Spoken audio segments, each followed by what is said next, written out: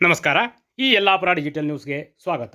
ವೀಕ್ಷಕರೇ, ವೈವಿಧ್ಯಮಯ ಸುದ್ದಿಗಳನ್ನು ನಿರಂತರವಾಗಿ ವೀಕ್ಷಿಸಲು ಈ ಯಲ್ಲಾಪುರ ಡಿಜಿಟಲ್ ನ್ಯೂಸ್ ಯೂಟ್ಯೂಬ್ ಚಾನಲನ್ನು ಸಬ್ಸ್ಕ್ರೈಬ್ ಮಾಡಿ. ಸುದ್ದಿ, ಜಾಹೀರಾತು, ಪ್ರಚಾರಕ್ಕಾಗಿ ನಮ್ಮನ್ನು ಸಂಪರ್ಕಿಸಿ.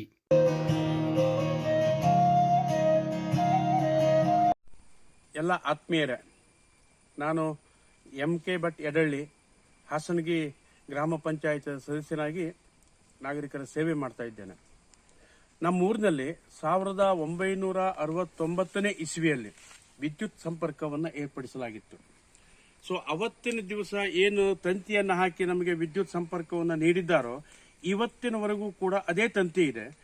ಈ ಒಂದು ತಂತಿ ಇಲ್ಲಿಂದ ಒಂದು 10 ಕಡೆ ಕಟ್ ಆಗಿ ಬಿದ್ದರೂ ಕೂಡ ಅದನ್ನೇ ಜಾಯಿಂಟ್ ಮಾಡೋದು, ಅದನ್ನೇ ಮತ್ತೆ ಟೈಪ್ ಮಾಡಿ ಹಾಕಿ ಈ ಲೈನಿಗೆ ಚಾರ್ಜ್ ಅನ್ನ ಮಾಡೋದು, ಈ ರೀತಿ ಮಾಡ್ತಾ ಮಾಡ್ತಾ ಬರ್ತಾ ಇದ್ದಾರೆ.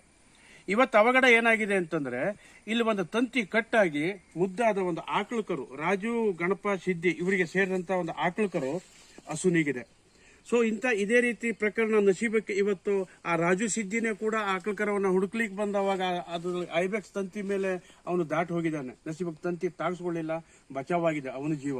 ಸೊ ಇಂಥ ಅಪಾಯಕಾರಿಯಾದಂತಹ ಈ ವಿದ್ಯುತ್ ಲೈನ್ ಅನ್ನ ತೆಗೆದುಹಾಕಿ ಹೊಸ ವಿದ್ಯುತ್ ಲೈನ್ ಅನ್ನ ಸಂಪರ್ಕ ಕೊಡಿ ಅಂತೇಳಿ ನಾವು ಹೆಸ್ಕಾಂಗೆ ಕೇಳಿ ಸಾಕಾಗಿದೆ. ಇವತ್ತಿನವರೆಗೂ ಕೂಡ ಬದಲಾವಣೆ ಮಾಡ್ಕೊಡ್ತೇವೆ ಅಂತಕ್ಕಂಥ ವಿಚಾರದಲ್ಲಿ ಹೇಳ್ತಾರೆ ಹೊರತು ಮಾಡಿಸ್ಕೊಳ್ಲಿಕ್ಕೆ ಆಗ್ಲಿಲ್ಲ. ಸೊ ಈ ನಿಟ್ಟಿನೊಳಗೆ ನಾವೆಲ್ಲರೂ ಕೂಡ ಹೋರಾಟ ಮಾಡ್ಕೋಬೇಕು. ಈ ನಮ್ಮ ವಿದ್ಯುತ್ ಲೈನ್, ಹಳೆ ವಿದ್ಯುತ್ ತಂತಿಗಳನ್ನ ಬದಲಾವಣೆ ಮಾಡಲಿಕ್ಕೆ ನಾವೆಲ್ಲರೂ ಒಕ್ಕಟ್ಟಾಗಿ ಹೋರಾಟ ಮಾಡ್ಕೋಬೇಕು. ಇಲ್ಲಾಂದ್ರೆ ಈ ರೀತಿಯ ಅವಘಡಗಳನ್ನ ನಾವೆಲ್ಲರೂ ಅನುಭವಿಸಬೇಕಾಗ್ತದೆ ಹೇಳ್ತಕ್ಕಂಥ ವಿಚಾರವನ್ನ ತಮ್ಮೆದುರಿಗೆ ಹೇಳ್ತಾ ಇದ್ದೇನೆ. ನಮಸ್ಕಾರ.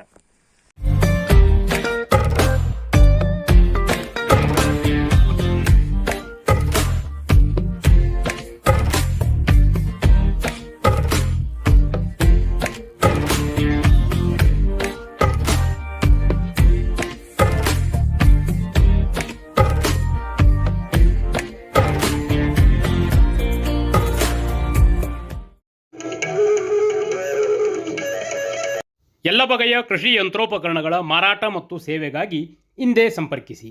Ravish agro centre, Dailmane building, KB ರಸ್ತೆ, ಯಲ್ಲಾಪುರ. ಸ್ಪರ್ಧಾತ್ಮಕ ದರ, ವಿಶ್ವಾಸಾರ್ಹ ಸೇವೆ.